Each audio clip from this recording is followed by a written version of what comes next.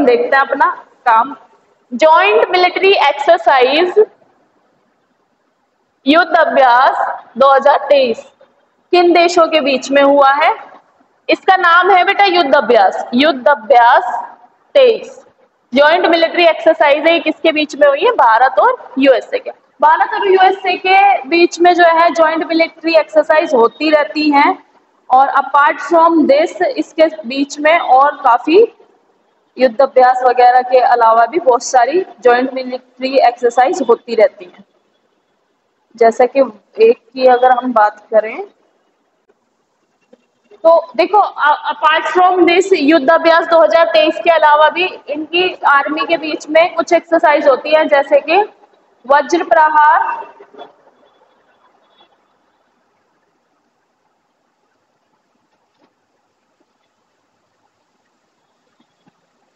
वज्र प्रहार ये बेटा हमारी आर्मी का है। आर्मी मीन्स थल सेना, नेवी मीन्स नौसेना, और एयर का तुमको बताइए वायुसेना। ठीक है, कोप इंडिया करते हैं इनके साथ, कोप इंडिया भी होता है हमारा, कोप इंडिया। ये है बेटा ये किसकी थी? नेवी की, नहीं एयरफोर्स की है। कोप इंडिया है एयरफोर्स की। तो ये यूएस और इंडिया के बीच में मिलिट्री एक्सरसाइज हुई है, युद्ध अभ्यास 2023। ठीक है, इसके साथ साथ हमारे और यूएस के साथ में वज्र प्रहार, कोप इंडिया, रेड फ्लैग, ये इस तरह की एक्सरसाइज होती रहती हैं। और मालाबार एक्सरसाइज में भारत, अमेरिका और जापान के पास 3 जो कंट्रीज हैं इनके साथ में ये होती है। मालाबार एक्सरसाइज अभी हाल ही में हुई थी। ठीक है, और ये कौन सा संस्करण है, कौन सी युद्ध अभ्यास है? ये 19वां। ठीक है, 19वां युद्ध अभ्यास ये अभी हुआ है। ठीक है, joint military exercise. Direct question आ जाता है, या तो मैचिंग दे देंगे, ऐसे मैचिंग देते हैं, देखो युद्ध अभ्यास के नाम लिख देंगे और ऐसे उसके सामने कंट्री लिख देंगे, कंट्री और युद्ध अभ्यास के भारत की कौन सी कंट्री के साथ ये वाली एक्सरसाइज है, तो तुमको फिर मैच करके निकालना पड़ेगा। ठीक है, और पीसीएस वाले करते हैं ऐसी कलाकारी बहुत ज्यादा। बट इस बार जो पेपर आया था इतना डुएबल पेपर था, जो 2023 वाला पेपर था, कि ये पूछ लिया था कि डेंगू किसकी वजह से होता है? वायरस की वजह से। और इससे पहले वाले पेपर में तो ऐसे पूछ लिया था कि भगवान शिव को और क्या कहते हैं, कुछ ऐसा। मतलब अलग अलग क्वेश्चन, बहुत अच्छे अच्छे क्वेश्चन, कि बच्चा ना खुश हो जाए। लेकिन उसमें खुश होने की कोई बात नहीं है, पता है क्यों? तुम्हें आसान लग रहा है, अकेले तुम थोड़ी जानते हो भगवान शिव को, बाकी और भी तो बच्चे बैठे हैं हॉल में, वे भी जानते होंगे। तो उसमें क्या होता है, मेरिट फिर बहुत ऊपर चली जाती है। ऊपर का मतलब क्या है कि अगर बच्चों के 100 नंबर हैं तो ऐसे बहुत सारे बच्चे होंगे जिनके 100 नंबर होंगे, फिर मेरिट हाई जाएगी, वो 100 से ऊपर जाएगी फिर। हाँ, तो इसलिए हमेशा दुआ करना कि पेपर इतना ज्यादा सख्त ना आए, इतना ज्यादा मतलब हार्ड ना आए। ठीक है, हमेशा पेपर मॉडरेट आना चाहिए। मॉडरेट में क्या है, जितना तुम कर रहे हो उतना साथ वाला भी करेगा। ठीक है, अगर तुमको नहीं आता ना, ट्रस्ट मी, हॉल में किसी को भी नहीं आता होगा वो क्वेश्चन। अगर तुम गलत कर रहे हो तो सामने वाला भी गलत करेगा, क्योंकि बेटा उसका भी लेवल तुम्हारे ही है, वो ज्यादा पढ़ के थोड़ी ना आया होगा, है ना। तो ऐसा रहता है, और हम डर जाते हैं कि यार उसने तो कर लिया होगा, शायद उसने ना किया हो। ठीक है, तो ये 8 अक्टूबर 2023 को हुई थी, और इसका 19वां संस्करण पूरा हो गया है। नहीं, तो 8 अक्टूबर 2023 तो अभी आया भी नहीं है, ये क्या लिखा हुआ है? हाँ सॉरी, 25 सितंबर से स्टार्ट हुई है ये, 25 सितंबर से स्टार्ट हुई है। मैं तभी तो कह रही हूँ 8 अक्टूबर तो आया भी नहीं। हम फ्यूचर में चल रहे हैं क्या, टाइम मशीन? 25 सितंबर से ये 8 अक्टूबर तक होगी, मतलब खत्म होगी 8 अक्टूबर को। ठीक है, अब नेक्स्ट है, हाल ही में किस संगठन ने जॉइंट स्पेस वेंचर की स्थापना करने की घोषणा की है? तो बेटा जॉइंट स्पेस वेंचर पहले तो समझ लेते हैं क्या होता है। What is joint space venture? For instance देखो, हमारा जो है इंडिया का जो पर्पस है स्पेस सेंटर बनाने का, हमारा है गगनयान। ठीक है, स्पेस सेंटर क्या होता है बेटा? स्पेस में हम अपनी मशीनरी सेटअप कर देते हैं वहां पे। तो किसी भी रिसर्च पर्पसेस के लिए अगर हम अपने एस्ट्रोनॉट को भेजते हैं तो वो इस स्पेस सेंटर में जाके रहते हैं। तो अभी I2U2 ने एक जॉइंट वेंचर प्रपोज किया है स्पेस वेंचर का। और I2U2 में कौन कौन सी कंट्रीज है? I2 मीन्स इंडिया इजराइल और U2 मीन्स यूएस और यूएई। ठीक है, इंडिया इजराइल यूएस और यूएई मिल करके एक जॉइंट स्पेस वेंचर बनाने वाले हैं। इट मीन्स कि ये सारी कंट्रीज एक स्पेस वेंचर में पैसा इन्वेस्ट करेंगी और वो स्पेस वेंचर जो है ये चारों कंट्री यूज कर सकती है। ठीक है, जैसे कि तुमने नासा का स्पेस सेंटर के बारे में सुना है, नासा के स्पेस सेंटर के बारे में।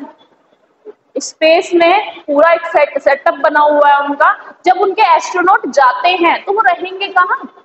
उस स्पेस सेंटर में ही तो रहते हैं वो। वहीं से तो वो देखते हैं कि भाई हाँ इधर से ये वाला स्टार दिख रहा है या ये एस्टेरॉइड है। जो वो रिसर्च करते हैं वो वही तो करते हैं कि ग्रेविटी नहीं है वहां पर स्पेस में, या और जो रिसर्च होती है। जैसे कि इलॉन मस्क है, इलॉन मस्क जाकर भी आ गया, वो घूम के आ चुका है, उसकी तो अपनी कंपनी है स्पेस एक्स, सुनिए तुमने। बट ही इज वेरी कहते ना कि किसी को ऑब्सेस्ड कहना, कि he is very obsessed with the name x. उसने अपने स्पेस का सेंटर का नाम भी स्पेस एक्स रखा है और अब उसने ट्विटर का नाम बदल के एक्स रख दिया है। तो दिस मैन इज बियॉन्ड। जिसके पास पैसा आ जाता है वो बंदा आधा पागल हो जाता है। ये बात सच है इलोन मस्क के उसमें। इंडिया, इजराइल, यूएस और यूएई I2U2 ने ये जॉइंट स्पेस वेंचर जो है ये प्रपोज किया है। इसके साथ साथ नेक्स्ट ये हो गया।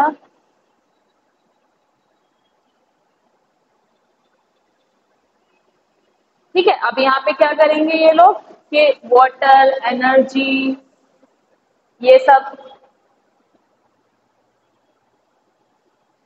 इन सब मुद्दों पर इसमें चर्चा होगी। ठीक है, नेक्स्ट देखो, हाल ही में भारत का प्रथम लाइट हाउस कहाँ बना है? Light house festival. तो लाइट हाउस फेस्टिवल जो है पहली बार हमारे गोवा में आयोजित हुआ है। लाइट हाउस फेस्टिवल क्या होता है? लाइट हाउस फेस्टिवल,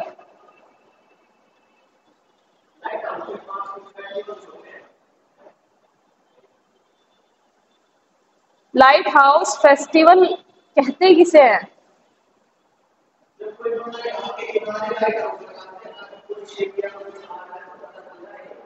हाँ हाँ, लाइट हाउस, देखो नाम तो तुमने सही गेस किया। What is the light house? Light house उसे ही तो कहते हैं हम किसको? पोर्ट पे जो एक लाइट हाउस लगाया जाता है जिसे कहते हैं बंदरगाह, है ना। लाइट हाउस किसके लिए होता है? पोर्ट पे सेटअप किए जाते हैं, जैसे कि कोई शिप आ रहा है या ये, तो उनको रास्ता दिखाने के लिए, रोशनी देने के लिए। जैसे कि रात में भटक जाते हैं, अब वहां पे तो बेटा लाइट वगैरह है नहीं, तो जो पोर्ट है लाइट हाउस, उस लाइट हाउस से उसे पता चल जाता है कि भाई हमारा पोर्ट पास में ही है और वो उसको चेज करते हुए चला जाएगा। अच्छा, लाइट हाउस से रिलेटेड देखो तुम्हें एक कहानी मैं बताती हूँ, वो इससे थोड़ी अलग है लेकिन मैं तुम्हें बताती हूँ। This is the time of during Akbar and Birbal, light house से रिलेटेड। ठीक है, एक लाइट हाउस से रिलेटेड एक स्टोरी है। तुमने कभी सुनी है बीरबल की खिचड़ी? सुना है, नाम सुना है? वो लाइट हाउस से रिलेटेड है। What is the light house? तो बेसिकली क्या हुआ था, ये कहावत कहाँ से पढ़ी है? वो होते थे, क्यों, ईंटों से ही तो बना होता है। लाइट हाउस बेसिकली क्या है? एक ऐसी मीनार जहां पे लाइट, रोशनी वगैरह प्रोवाइड की जाती है, बस। ठीक है, इतना ही इसका मीनिंग है। तो during the time of Akbar क्या हुआ था, एक अकबर के मन में ना थोड़े खुराफाती आइडियाज आते रहते थे, मतलब वो थोड़ा एडवेंचरस बंदा था। ठीक है, तो उसने क्या कहा कि वो जो पानी था ठंडा था, तो वो कहता था कि ये जो पानी है ये इतना ठंडा है, तो कोई बंदा, कोई भी पर्सन अगर इस पानी में खड़ा हो सके तो मैं उसे इनाम दूंगा। रात में मैं उसको इनाम दूंगा, इतना इतना ठंडा पानी है, अगर इसमें कोई खड़ा हो सकता है तो मैं उसका इनाम दूंगा। अब एक बंदा था धोबी, ठीक है, वो उसमें खड़ा रहा। उसे पैसों की जरूरत होगी कि भाई बादशाह इनाम देंगे, तो वो ठंडे पानी में रात भर खड़ा रहा। ठीक है, तो वो धोबी जीत जाता है। वो क्या बोलता हूँ उसको, जो भी उसने वो दिया उसको कंपटीशन कि भाई तुम खड़े हो ठंडे पानी में, कोई खड़ा होके दिखाए और उसको मैं पैसे दूंगा, मतलब इनाम दूंगा। तो इनाम के लालच में वो लड़का धोबी खड़ा हो जाता है। तो फिर क्या होता है, जब बादशाह उससे पूछता है मतलब अकबर कि तुम यहाँ पे कैसे खड़े हो गए इतने ठंडे पानी में, मतलब हम तो खड़े नहीं हो सकते, तुम कैसे खड़े हो गए। तो कहता है कि जहाँ पर ना मैं, जो आपकी लाइट हाउस से लाइट आ रही थी ना, मैं उसे देख रहा था। अब वो इतना बेवकूफ, जो उसके आसपास के लोग थे, उसने अकबर के कान भरने शुरू कर दिया कि जहाँ पर ना ये तो आपके लाइट हाउस से लाइट ले रहा था, मतलब इसको वहां से वो हीट मिल रही थी। ठीक है, अब अकबर ने कहा तेरा इनाम कैंसिल, मैं तेरे को इनाम नहीं दूंगा। अब बीरबल खड़ा खड़ा ये देख रहा था। अब बीरबल ने क्या किया, बीरबल को गुस्सा आ गया कि इस बेचारे गरीब को इनाम क्यों नहीं देंगे आप। ठीक है, उसे गुस्सा आ गया, बीरबल दरबार में आना बंद कर दिया। लिसन, अकबर को उसने कैसे समझाना चाहा, उसने दरबार में आना बंद कर दिया। अब जब भी समन करते थे, उसको बुलावा भेजते थे, तो वो ये कह देता था कि मैं खिचड़ी बना रहा हूँ, मैं नहीं आ सकता, काम कर रहा हूँ। तो हार के, क्योंकि अकबर को उससे बहुत प्रेम था, बीरबल से, अकबर बीरबल वो बहुत उनका वो था, तो अकबर जो है खुद जाते हैं फिर वहां पे। ठीक है, खुद जाते हैं और वो देखते हैं कि भाई बीरबल ऐसा क्या कर रहा है, कौन सी खिचड़ी बन रही है जो पक नहीं रही है। तो बीरबल ने क्या कर रखा था, एक हांडी ले रखी थी और उस हांडी को बहुत ऊपर लटका रखा था। ठीक है, और आंच बिल्कुल नीचे। ठीक है, तो अकबर आके कहते हैं कि बीरबल ये खिचड़ी ऐसे कैसे पकेगी, आंच बहुत नीचे है। तो बीरबल कहता है जहाँ पर ना, यही तो मैं समझाना चाह रहा था, वो बेचारा धोबी आपके इतने बड़े दूर लाइट हाउस से कैसे रोशनी ले लेगा, जब ये खिचड़ी ऐसे नहीं पक सकती। सेम इसी तरह से वो धोबी आपके लाइट हाउस से वो नहीं ले सकता। तो फिर अकबर क्या कहता है कि ठीक है बीरबल, तुम मुझे जो समझाना चाह रहे थे मैं समझ गया, और वो उस धोबी को इनाम दे देता। ठीक है, तो this is the story of light house. Light house basically क्या होते हैं, दीज आर द बंदरगाह जो होती हैं, उनको लाइट हाउस कहते हैं। और बंदरगाहों पर कुछ लाइट हाउस बनाए जाते हैं सो दैट की रोशनी आने वाले पर्सन को, जो शिप है ये सब है, इनको दिख जाए। ठीक है, इस स्टोरी तो तुम्हारे एंटरटेनमेंट के लिए थी, मेन पर्पस है लाइट हाउस बताना। फेस्टिवल गोवा में सेलिब्रेट हुआ है फर्स्ट हमारा। ठीक है, गोवा में लाइट हाउस फेस्टिवल, और मैंने पिक्चर तुम्हें दिखाई दी है कि किस तरह से ये। हम्म। और है। हाँ, पढ़ा लिखा नहीं था ना, अकबर वॉज अनएजुकेटेड, वो पढ़ा लिखा नहीं था। He was the only uneducated king जो कि इतने लंबे समय तक, मोर देन 300 ईयर्स तक उसका साम्राज्य रहा था, मतलब उसके नाम का। मतलब मैं बताती हूँ क्यों, क्योंकि जब अकबर ने, अभी हम पढ़ेंगे ना मुगल इंडिया में, उसने स्टैब्लिश कर दिया मुगल एम्पायर, बट उसने क्या किया, वो बाकी लोगों की तरह पागल नहीं था, बलबन की तरह, अलाउद्दीन खिलजी की तरह पागल नहीं था। पागल इन द सेंस कि अलाउद्दीन खिलजी या बलबन ये चाहते थे कि बस हमारे हाथ में रहे सब, बाकी चाहे जो होता रहे। पर अकबर ने कहा नहीं, राजपूत है, इनसे भी बना के रखेंगे। उसने सबसे टॉलरेंस रखी। अगर अकबर के मैं कोर्ट की बात करूं, उसकी अपने थियोलॉजियन से नहीं बनती थी। ठीक है, अपने थियोलॉजियन से नहीं बनती थी, अपने उलेमा से नहीं बनती थी। उसके कोर्ट में सब पंडित थे, ये जानकर तुम्हें हैरानी होगी। टोडरमल, बीरबल, महेश दास, बीरबल का नाम था, टोडरमल, तानसेन, और बहुत सारे थे जो उनके नवरत्न थे, उनमें सारे पंडित थे। ठीक है, तो वो रिलीजियस टॉलरेंस इसने जब तक रखी, तो इसकी तीन तीन पीढ़ियों तक ये चला। किस तक, अकबर के बाद शाहजहां, ये जहांगीर, जहांगीर के बाद शाहजहां, शाहजहां तक तो सब कुछ अच्छा रहा। उसके बाद एक सनगी राजा आता है औरंगजेब, औरंगजेब ने सब कुछ खत्म कर दिया, और औरंगजेब के बाद ही मुगल एम्पायर डिक्लाइन हो गया। क्यों, रिलीजियस टॉलरेंस खत्म हो गई, आसपास से बना के नहीं रखी। ठीक है, तो इसलिए ये जो था इलिटरेट था, तो जैसे कोई कह देता था तो दिमाग में आ जाती है बातें कि हाँ भाई इसने ऐसा कर दिया होगा, बट ये स्टोरी है, सच पता नहीं क्या होगा। तो ठीक है, और ये कब से कब तक हुआ है बेटा ये फेस्टिवल, 23 से 25 सितंबर तक। और ये गोवा में बेटा अगोडा, लाइट हाउस है, ये वहां पर सेलिब्रेट किया गया। तुम्हें पता ही है कि गोवा बीच पर है और वहां पे तो लाइट हाउस ऑब्वियस सी बात है, जरूरतें होंगी, तो ये वहां पर सेलिब्रेट हुआ। नेक्स्ट है 31वीं नदन जोनल काउंसिल की मीटिंग कहाँ आयोजित हुई है? 31वीं जोनल काउंसिल तो तुमने सुनी होगी। जोनल काउंसिल क्या होती है? तुमको पता है हमारा इंडिया 5 जोन में डिवाइडेड है। 5 जोन में अब कौन कौन से जोन है ये यहाँ से हटाना पड़ेगा इलॉन मस्क को। ठीक है, देखो ऐसे याद रखना बस।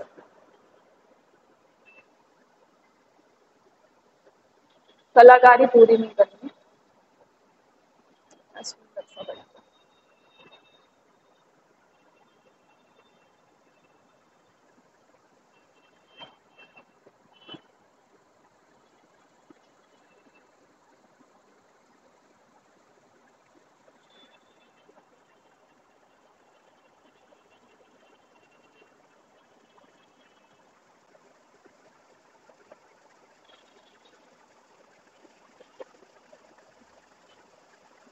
ठीक है, जोनल काउंसिल की मैं बात बताऊं अगर तुमको, तो 1956 में स्टेट रीऑर्गेनाइजेशन एक्ट आया था और हमारे जो जोन है वो ऐसे डिवाइड कर दिए थे, जैसे कि बेटा ये ईस्टर्न जोन हो गया, ईस्ट,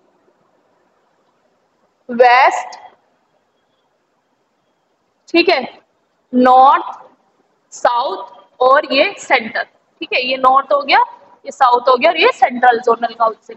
जोनल काउंसिल का पर्पस क्या होता है बेटा? ये रीजनल काउंसिल्स है और रीजनल काउंसिल्स क्या करेंगे? उस पर्टिकुलर जोन के डेवलपमेंट की जिम्मेदारी उनके पास होगी। तो नदर जोनल काउंसिल की जो मीटिंग है अभी कहाँ पर हुई है? पंजाब में हुई है, क्योंकि ये नदर जोनल काउंसिल का पार्ट है। और ये जोनल काउंसिल जो है ये इसलिए बनाई गई थी क्योंकि बेटा इंडिया जो है बहुत बड़ा हो गया है, बहुत बड़ी कंट्री है एरिया वाइज, और इसको एडमिनिस्टर करना बहुत बड़ी रिस्पॉन्सिबिलिटी, तो इसलिए इसको 5 जोनल काउंसिल्स में डिवाइड कर दिया गया। ठीक है, 5 जोनल काउंसिल्स इसलिए क्योंकि ईस्ट, वेस्ट, नॉर्थ और साउथ। नेक्स्ट देखो, हाल ही में इंटरनेशनल ट्रेड शो कहाँ आयोजित किया गया? इंटरनेशनल ट्रेड शो अभी ऑन गोइंग था, ये ग्रेटर नोएडा में उत्तर प्रदेश में अभी आयोजित हुआ है international trade show. Trade show in the sense हो गया, अभी चल रहा था। इसमें क्या होता है, जैसे कि अदर कंट्रीज से वो आते हैं डेलीगेट्स और जो वहाँ के मिनिस्टर्स होते हैं, ठीक है, तो उसमें क्या होता है, हमारे यहाँ से हम गुड्स वगैरह शो करते हैं अपना, मतलब अपना जो ट्रेड से पर्पस से रिलेटेड है वो सारी चीजें शो करते हैं। उसमें आपस में क्या होता है, एमओयूज होते हैं, समझौते होते हैं कि फॉर इंस्टेंस किसी कंट्री को, पर्टिकुलर कंट्री को हमारे यहाँ से कोई गुड चाहिए, गुड मतलब इन द सेंस कुछ भी, ठीक है, लाइक इलेक्ट्रॉनिक्स से रिलेटेड हो, फूड से, एग्रीकल्चर गुड हो, कुछ भी हो, जो भी चाहिए, तो वो फिर वहां पर सेटअप होता है इंटरनेशनल ट्रेड शो में। ठीक है, इसकी देखो एग्जैक्ट डेट में तुमको बताती हूँ कि ये अभी हुआ है। हाँ वही होता है बेटा, एक्सपो सेंटर और मार्ट।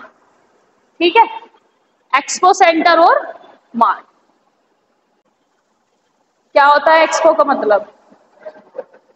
हाँ है, और क्या होता है?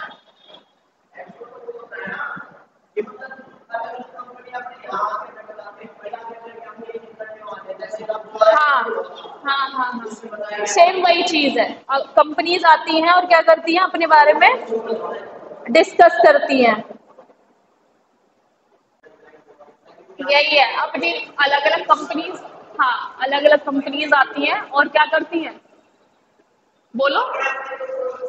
हाँ वही वही तो मैं चीज तुम्हें बता रही हूँ, सेम वही चीज तो मैंने कही, जो प्रोडक्ट है, गुड्स है, उनके बारे में बताते हैं। अगर दूसरी पार्टी विलिंग है तो वो उसको ऑर्डर करेगी, खरीदेगी। ठीक है, इसे कहते हैं international trade show, expo centre और मार्ट। मार्ट जो है ये उसी से तो आता है, जैसे डी मार्ट वगैरह, वहाँ क्या होता है, प्रोडक्ट ही तो होते हैं, सेम एज वो प्रोडक्ट पर्टिकुलर जो कंपनी जिससे बिलोंग करते हैं वो दिखाते हैं, अपने प्रोडक्ट को शो करते हैं, सो दैट उसकी सेल हो सके। ठीक है, इतना इसका याद रखना। अब हाल ही में आयोजित वर्ल्ड चैंपियनशिप में भारत के लिए कांस्य पदक जीतने वाले पहलवान कौन है? तो बेटा अभी हमारे जो रेसलर है, इंडिया के रेसलर अंतिम पंगाल ने ब्रॉन्ज मेडल जीता है in the world championship of wrestling. Wrestling में अंतिम पंगाल ने ब्रॉन्ज मेडल जीता है और अभी ये वर्ल्ड चैंपियनशिप कहाँ चल रही है? बेलग्रेड, सर्बिया में। हाल ही में बेस्ट टूरिस्ट विलेज 2023 का खिताब किसको मिला है? तो बेस्ट टूरिस्ट विलेज का जो खिताब मिला है वो विश्वनाथ जो घाट है असम में, इसे मिला है। ठीक है, 2023 best tourist village. Best tourist village तुम्हें पता ही है कि जो भी गांव सबसे अच्छा होगा इन टर्म्स ऑफ टूरिज्म उसे ये अवार्ड मिलता है। और किसने दिया है बेटा? ये मिनिस्ट्री ऑफ टूरिज्म ने। ठीक है, ये विश्वनाथ घाट को मिनिस्ट्री ऑफ टूरिज्म ने बेस्ट टूरिस्ट विलेज का अवार्ड दिया है।